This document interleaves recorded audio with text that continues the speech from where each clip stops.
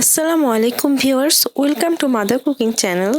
আজকে আমি আপনাদের সাথে শেয়ার করব খুবই সিম্পল ও ট্র্যাডিশনাল ভাবে তৈরি পাবদা মাছের ঝোলের রেসিপি।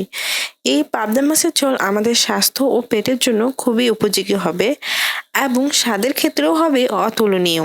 এই অতুলনীয় স্বাদে পাবদা মাছের ঝোল রান্না করার জন্য প্রথমে আমি 500 গ্রাম পরিমাণ পাবদা মাছ নিয়ে নিয়েছি। এই পাবদা মাছগুলোকে আমি খুব ভালোভাবে ধুয়ে নিয়েছি। আর হ্যাঁ, এই পাবদা মাছগুলো ধোয়া শেষে আমি 1 টেবিল চামচ পরিমাণ লবণ দিয়ে মেরিনেট করে রেখেছিলাম প্রায় 2 মিনিটের মতো সময়। 2 মিনিট পর আবার লবণ দিয়ে মেরিনেট করা মাছগুলোকে আবার খুব ভালোভাবে ধুয়ে নিয়েছি। এতে সুবিধা হলো মাছের গায়ে কোনো ময়লা লেগে থাকে না, অর্থাৎ মাছগুলো খুবই ভালোভাবে পরিষ্কার হয়ে যায়। এখানে আমি পেঁয়াজ কুচি নিয়েছি হাফ কাপ, 4টে মরিচ কেটে নিয়েছি, থেতলানো রসুন নিয়েছি 1.5 টেবিল চামচ, থেতলানো আদা নিয়েছি 1 টেবিল চামচ, ধনিয়া পাতা নিয়েছি 1/4 কাপ, আর সাথে 2টি টমেটো কুচি করে কেটে নিয়েছি। প্রথমে আমি চুলায় একটি কড়াই দিয়ে দিব, তারপর চুলাটি অন করে চুলার আঁচ মিডিয়ামে রাখবো। এবার আমি কড়াইয়ে হাফ কাপ পরিমাণ তেল দিয়ে দিব। তেল হালকা গরম হতেই হাফ কাপ পেঁয়াজ কুচি এবং কেটে রাখা কাঁচামরিচ দিয়ে দিব, আর দিয়ে দিচ্ছি হাফ চা চামচ লবণ। এই লবণটা দেওয়ার কারণে পেঁয়াজটা তুলনামূলক তাড়াতাড়ি ভাজা হবে। পেঁয়াজ মরিচগুলো এইরকম হালকা ভাজা হয়ে গেলে আমি এতে থেতলে রাখা 1.5 টেবিল চামচ রসুন এবং 1 টেবিল চামচ আদা দিয়ে দেব। আর এই সময় চুলার আঁচ লো করে রাখবো, তা না হলে আদা রসুন থেতলানো পড়ে যাওয়ার সম্ভাবনা থাকবে। আদা রসুনের কাঁচা গন্ধ চলে যাওয়া পর্যন্ত এগুলোকে এভাবে ভাজতে থাকবো। এরপর দিয়ে দিচ্ছি মাঝারি সাইজের 2টি টমেটো কুচি। তারপর এগুলোকে খুব ভালোভাবে ভাজতে থাকবো। টমেটোগুলোকে ঠিক ততক্ষণ পর্যন্ত ভাজতে থাকবো যতক্ষণ না পর্যন্ত টমেটোগুলো গলে যাবে। এভাবে ভাজতে ভাজতে যখন টমেটোগুলো এইরকম ভাবে গলে যাবে, তখন দিয়ে দেব 1 চা চামচ হলুদের গুঁড়া, 1 চা চামচ মরিচের গুঁড়া, আর দিয়ে দিচ্ছি পরিমাণ মতো লবণ। এই সময় লবণের পরিমাণ আমি সামান্য কম দেব, কারণ আমি পেঁয়াজ মরিচ ভাজার সময় সামান্য পরিমাণ লবণ দিয়ে দিয়েছিলাম। এখন আমি এগুলোকে একটু খুব ভালোভাবে নেড়ে 1 কাপ পরিমাণ পানি দিয়ে দিব, আর সাথে চুলার আঁচটা মিডিয়াম করে রাখবো।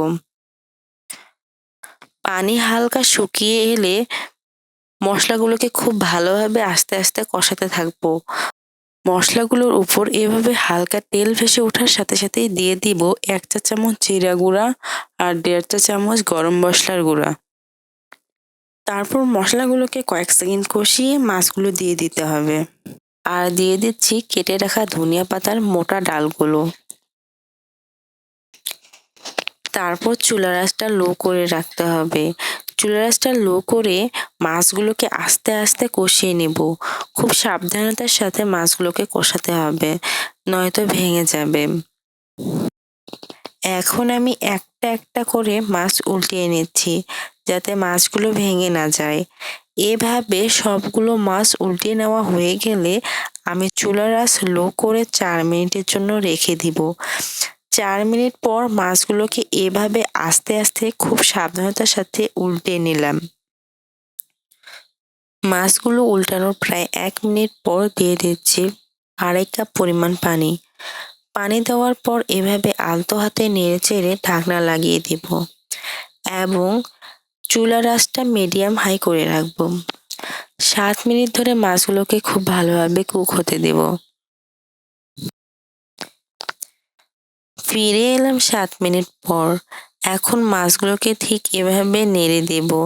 তারপর চুলার আঁচ মিডিয়াম করে দিয়ে দিব ধনিয়া পাতা কুচি। আর এ সময় ঝোলটা একটু টেস্ট করে নেওয়া উচিত, যে লবণটা ঠিক আছে কিনা তা দেখার জন্য। এখন আমি ঢাকনা দিয়ে ঢেকে প্রায় 1 মিনিটের মতো সময় রেখে দেব, তারপর চুলাটা বন্ধ করে দিব। তৈরি হয়ে গেল আমাদের অসাধারণ সাথে পাবদা মাছের ঝোল। প্রিয় দর্শক, এই ছিল আমাদের আজকের রেসিপি।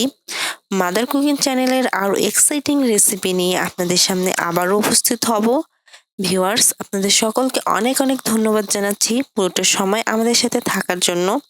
আমি উইশ করব আপনারা সবাই ভালো থাকবেন, সুস্থ থাকবেন এবং মাদার কুকিং চ্যানেলের সাথে থাকবেন।